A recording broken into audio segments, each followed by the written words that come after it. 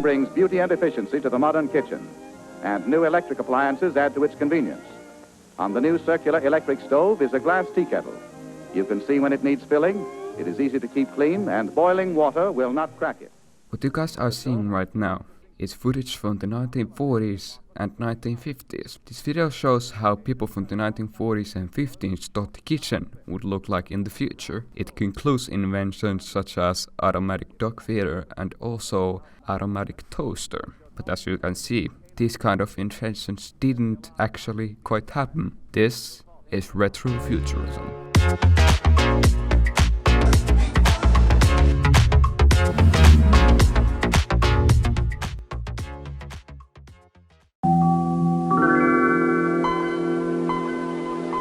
Retrofuture, or better known as Retrofuturism, is a term for a movement and an art form for describing the effects of the past era on the future. It is characteristic for Retrofuturism to mix old and retro style with futuristic technology. Basically, what this means that this kind of art describes the old imaginary world that we might have in the future. Also, did you know that Cyberpunk 2077 is a game that is based around retrofuturism, but we'll talk about later in the video. History is a very big part of retrofuturism, so we're gonna continue with that.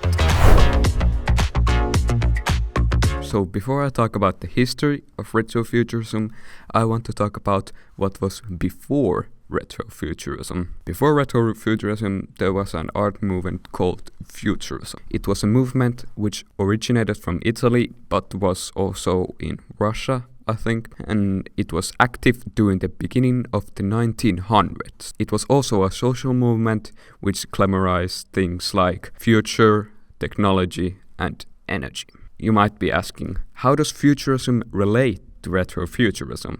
The answer is that the people who create retrofuturistic art take inspiration from futurism and brought a retro touch to it. And shortly said, the retrofuturism artists created art of futurism with technology that never existed. Now, let's get back to full-on retrofuturism. Retrofuturism is actually quite old form of art and movement. Its roots go way back to 19th and 20th centuries, and as the authors Elizabeth Coffey and Kate C. LeMay in the book called The Oxford Handbook to Science Fiction would say, in quotation marks, an early optimism that focused on the past and was rooted in the 19th century and early 20th century golden age that continued long into the 1960s space age. This form of art style came into pop culture during the 1960s and 70s and inspired, for example, George Lucas for his Star Wars movie series.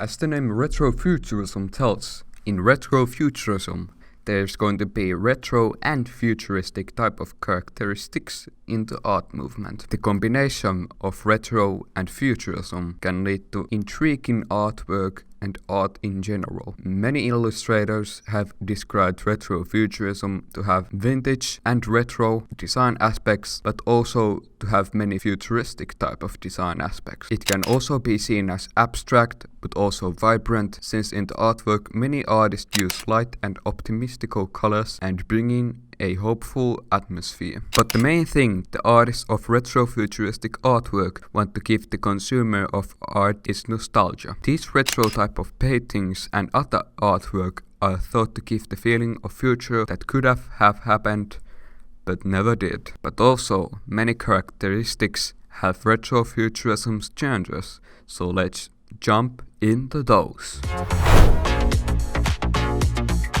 So few who click this video probably have heard some of these words or genres before, but do you actually know what they mean? Let's start with the most known ones. The most well-known and the most popular category of retrofuturism in the market is called cyberpunk. If you're somehow interested in retrofuturism in some way, you might have heard the game Cyberpunk 2077 before. Cyberpunk is most known from its neon lights and high-technology cars below massive skyscrapers and other buildings. This genre started to come into fashion during the 1980s, that you can see from the leather jackets rockets, and computer technology. The weird thing is, some people do not consider cyberpunk part of retrofuturism, but I will not be discussing about it during this video because this video will become very challenging to follow. But I will be leaving a couple links down in the description where you can read in depth this topic. Although cyberpunk is very dominant in the retrofuturistic industry, there are also many other interesting genres of retrofuturism out there. A good example for this is called steampunk. Steampunk is a subgenre of retrofuturism that combines steam and steam engines with retrofuturistic technologies. The era is inspired by the era known as Victorian era, which was a timeline of Queen Victoria's reign in the 19th century.